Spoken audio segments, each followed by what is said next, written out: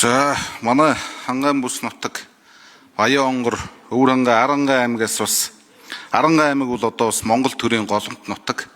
Үе үеийн одоо төрийн зүтгэлтнүүд бас одоо Монгол төрийг авч явж исэн хүмүүс энэ бүс нутгаас төрсөн байдгаа. Тэгээд бас энэ хүмүүсийн үргэлжлэл болж бас Монгол улсын ерөнхий сайд одоо Монгол Хангайн бүс нутгаас төрөн гарах гэж байгаа учраас одоо би энэ Зандан шатар нэр дэвшигчийг бас дэмжиж байгаа. За тэгээд хувийн хвшлээ дэмжих тухай бас бид их олон жил ярьдаг. Тэгээд зарим зүйл маань бас байгаа ондоггүй. Тийм учраас одоо хууль эрх зүйн хувьд, татвар шимтгэлийн хувьд, бодлогын хувьд олон дэмжлэг хувийн хвшилд байхаас гадна бас энэ хувийн хвшлийнхаа итгэлийг төрдөө итгэх итгэлийг сэргээх, мөн одоо төртөөгөө хамтарч ажиллах, энэ улс орноо босгох ирээдүйн мөрөөдлийг нь бий болгох ийм шаардлага байна гэж үздэг. Тийм учраас энэ таныг их хурлын дарга байх үед батлагдсан төр хувийн хвшлийн түншлэлийн тухай хууль өнөөдрийг болтол одоо хэрэгжээд нэг ойлгохтой хэрэгжсэн төсөл байхгүй л байна л да. Тийм учраас энэ одоо саяны энэ ажиллаж байсан засгийн газар бас энэ хуулийг өөрчилж шинжилнэ хариулахаар ажиллаж байгаа. Тэгээд одоо хугацаанд дуусч байна. Тийм учраас таны засгийн газар та энэ төр хувийн хвшлийн түншлэлийн тухай хуулийг өөрчилж оруулж ирэх үү? Хувийн хвшилтэй ээлтэй байх талд нь өөрчлөлтийг хийх үү? За хоёрдугаарт нь хөдөөгийн хөгжлийн асуудал маш чухал байгаа. Өнөөдөр хүн амын тал нь хөдөө орон нутагт амьдарж байгаа мөртлөө ихэнх хөрөнгө оруулалт, бүтээн байгуулалт, гол ажлууд хот руу хийгдээд байдаг. Тийм учраас ер нь энэ хүн амын тал нь амьдарж байгаа энэ хөдөө орон нутгийг хөгжүүлэх, хөдөөгийн хөгжилд онцгой анхаарах хэрэг байгаа. Тийм учраас энэ улсын төсвийн хөрөнгө оруулалтыг хөдөө орон нутагт бас оновчтой байлгах, хөдөө орон нутагт одоо хүн амьдрах таатай орчныг бий болгохын тулд наад захын одоо инженерийн шугам сүлжээ, халуун хүйтэй устай болгох, замтай болгох зэрэг энэ ажлуудыг бол одоо заавал эдийн засгийн үр ашиг хонжоо хайхгүйгээр хиймээр байна.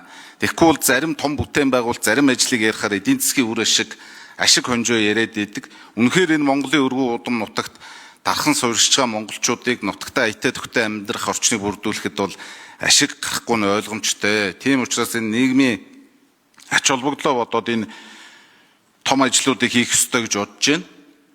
За тэгээ мөн одоо энэ манай Хангайн бүс нутаг дээр шинэ хар хорин хот байгуулагдана. Үүний хөрөнгө оруулалтыг ер нь яаж шийднэ гэж та харж байгаа вэ? Мөн одоо энэ 10 аймагт хэрэгжиж байгаа нэг 10 гаруй жил яригдж байгаа дулааны станцын асуудлууд байгаа.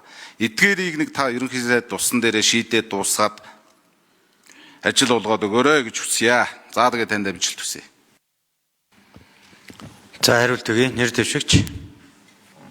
За Ганбатын хос баяр гишүүндээ баярлалаа. Тодорхой бодит ажил хэрэгч санаачлахууд дэвшүүллээ. За тэр дотроо төр хувийн хвшлийн төлөвлөлийн тухай хууль бол арай чангадаад байгаамаа. Энийг бас шинжлэх шаардлагатай. Хувийн хвшлээ дэмжиж гэдэг бодлого бол төр хувийн хвшлийн төлөвлөлийг илүү нээлттэй хялбаршуулахад жижиг явах юм билээ.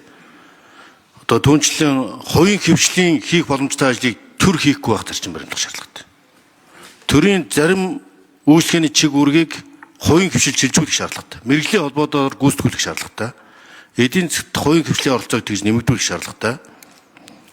Үүний тулд жижиг дунд бизнес эрхлэгчдийг дэмжих, инновац, бүтээмжийг дэмжсэн эрх зүйн шинжилгээг шаардлагатай. Одоо мэдээллийн технологи эрх зүйн салбарыг дэмжих тухай хууль маань татварын бодлоготой уялдахгүй болохоор дэмжлэг нь хэрэгждэггүй. Тэгэхээр татварын бодлоготой бүгдийг уялдуулж татварын реформ бүсийг шаардлагатай. Бүсчилсэн хөгжлийг дэмжих татварын бодлого шаардлагатай.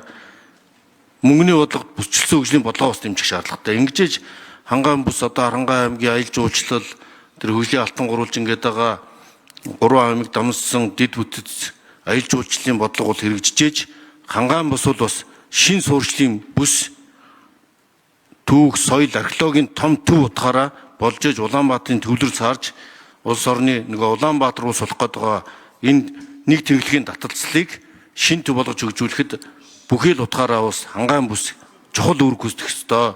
Нэг ялангуяа хар хорин хотыг хөгжүүлэхэд шинэ хөрөнгө оруулалт, шинэ дэвшил одоо боломж хэрэгжих ёстой. Энэ дээр одоо манай энэ Хангайн бүсийн гишүүд бас хар хорин хотын бүтээн байгуулалтад дэмжиж оролцох, идэвхтэй оролцох талаар ажиллахыг хүсэж байна.